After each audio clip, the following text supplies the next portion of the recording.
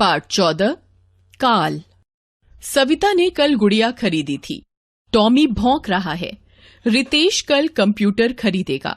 ऊपर दिए गए वाक्यों से पता चल रहा है कि सविता ने कल गुड़िया खरीदी थी बीते हुए समय में। टॉमी भौंक रहा है इसी समय। रितेश कल कंप्यूटर खरीदेगा आने वाले समय में। इस प्रकार ऊपर दी गई क्रियाओं से कार्य के होने के समय का पता चल रहा है।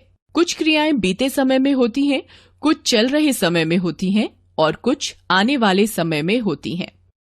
क्रिया के जिस रूप से कार्य के होने या करने के समय का बोध होता है उसे काल कहते हैं। काल के भेद। काल के 3 भेद होते हैं: भूतकाल, वर्तमान काल, भविष्यत काल। भूतकाल। राम ने रावण को मारा, कृष्ण ने गोवर्धन पर्वत को उठाया। ऊपर दिए गए वाक्यों की क्रियाओं मारा तथा उठाया से प्रकट हो रहा है कि ये क्रियाएं बीते हुए समय में संपन्न हो चुकी हैं, अतः ये भूतकाल की क्रियाएं हैं। क्रिया के जिस रूप से काम के बीते हुए समय में होने का बोध हो उसे भूतकाल कहते हैं। भूतकाल के भेद। भूतकाल के 6 भेद होते हैं। सामान्य भूतकाल। भूतकाल के साधारण रूप को सामान्य भूतकाल कहते हैं, जैसे पानी बरसा, पिताजी आए। उपर्युक्त वाक्यों में बरसा तथा आए सामान्य भूतकाल की क्रियाएं हैं। आसन्न भूतकाल। क्रिया के जिस रूप से यह पता चले कि कार्य अभी अभी समाप्त हुआ है उसे आसन्न भूतकाल कहते हैं, जैसे वह अभी गया है, रवि ने पुस्तक पढ़ ली है। इन वाक्यों में गया है तथा पढ़ ली है क्रियाओं से पता चलता है कि काम थोड़ी देर पहले ही पूरा हुआ है, अतः ये आसन्न भूतकाल की क्रियाएं हैं। पूर्ण भूतकाल। जब क्रिया भूतकाल में काफी समय पहले पूर्ण हो चुकी हो उसे पूर्ण भूतकाल कहते हैं, जैसे रेलगाड़ी जा चुकी थी, शैली ने पढ़ाई कर ली थी। इन वाक्यों में जा चुकी थी तथा कर ली थी क्रियाओं से पता चलता है कि काम बहुत पहले पूरा हो चुका है, अतः ये क्रियाएं पूर्ण भूतकाल की हैं। अपूर्ण भूतकाल। क्रिया के जिस रूप से यह पता चले कि क्रिया बीते हुए समय में हो रही थी और अब तक पूरी नहीं हुई है उसे अपूर्ण भूतकाल कहते हैं, जैसे बालक पलंग पर सो रहा था, पतंग आकाश में उड़ रही थी। इन वाक्यों में सो रहा था तथा उड़ रही थी क्रियाओं से पता चलता है कि कार्य बीते हुए समय में प्रारंभ हुआ था पर अभी तक पूरा नहीं हुआ, अतः ये क्रियाएं अपूर्ण भूतकाल की हैं। संदिग्ध भूतकाल। भूतकाल की जिस क्रिया के होने में संदेह हो उसे संदिग्ध भूतकाल की क्रिया कहते हैं, जैसे मुक्ति ने प्रतीक्षा की होगी, रवि ने ढोल बजाया होगा। इन वाक्यों में प्रतीक्षा की होगी तथा बजाया होगा क्रियाओं से काम के होने में संदेह है, अतः ये संदिग्ध भूतकाल की क्रियाएं हैं। हेतु हेतुमत भूतकाल। जहां भूतकाल की एक क्रिया दूसरी क्रिया पर निर्भर होती है उसे हेतु हेतुमत भूतकाल कहते हैं, जैसे वर्षा होती तो फसल अच्छी होती, राम ना आता तो श्याम भी नहीं आता। इन वाक्यों में अच्छी फसल का होना वर्षा पर निर्भर है, श्याम का आना राम पर निर्भर है।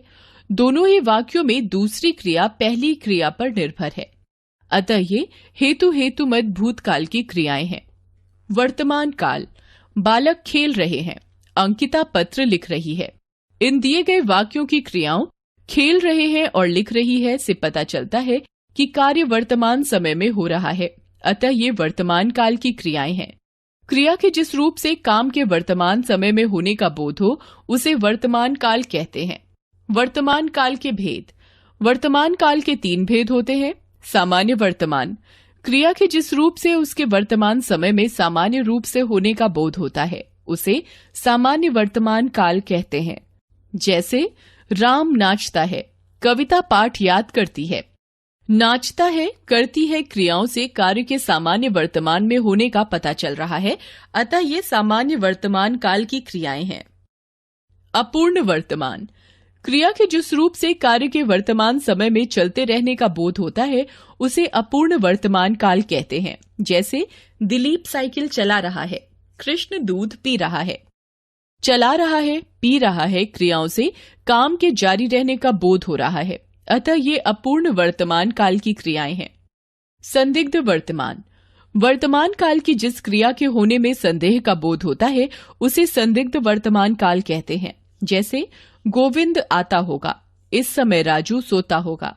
आता होगा, सोता होगा क्रियाओं से काम के वर्तमान काल में होने में संदेह है, अतः ये संदिग्ध वर्तमान काल की क्रियाएं हैं। भविष्यत काल। रीता कल ताजमहल देखने जाएगी। रविवार को डाकघर बंद रहेगा।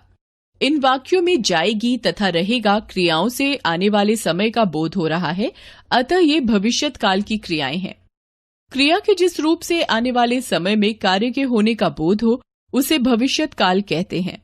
भविष्यत काल के भेद। भविष्यत काल के 3 भेद होते हैं। सामान्य भविष्यत। भविष्यत काल के साधारण रूप अर्थात क्रियाओं के जिस रूप से आने वाले समय में कार्य के निश्चित रूप से होने का बोध होता है उसे सामान्य भविष्यत काल कहते हैं। जैसे हम सर्कस देखने जाएंगे, छाया पत्र लिखेगी। इन वाक्यों में जाएंगे तथा लिखेगी क्रिया से कार्य के भविष्य में सामान्य रूप से होने का बोध हो रहा है, अतः यह सामान्य भविष्यत काल की क्रियाएं हैं। संभाव्य भविष्यत। भविष्यत काल की जिस क्रिया में संभावना पाई जाए उसे संभाव्य भविष्यत काल कहते हैं। जैसे शायद आज मामा जी आएंगे, शायद आज वर्षा हो जाए। इन वाक्यों में आएंगे तथा हो जाए क्रियाओं से आने वाले समय में कार्य के होने की संभावना प्रकट हो रही है, अतः ये संभाव्य भविष्यत काल की क्रियाएं हैं। हेतु हेतुमत भविष्यत।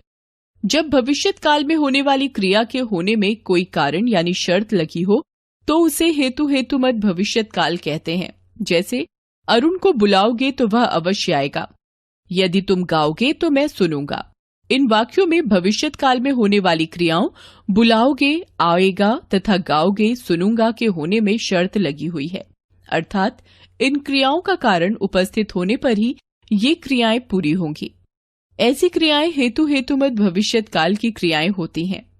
आपने सीखा क्रिया के होने या करने के समय को काल कहते हैं। काल 3 प्रकार के होते हैं। भूतकाल, वर्तमान काल, भविष्यत काल। भूतकाल के 6 भेद होते हैं। सामान्य, आसन्न, पूर्ण, अपूर्ण, संदिग्ध और हेतु हेतुमत भूतकाल। वर्तमान काल के 3 भेद होते हैं। सामान्य, अपूर्ण और संदिग्ध वर्तमान काल। भविष्यत काल के 3 भेद होते हैं। सामान्य, संभाव्य और हेतु हेतुमत भविष्य।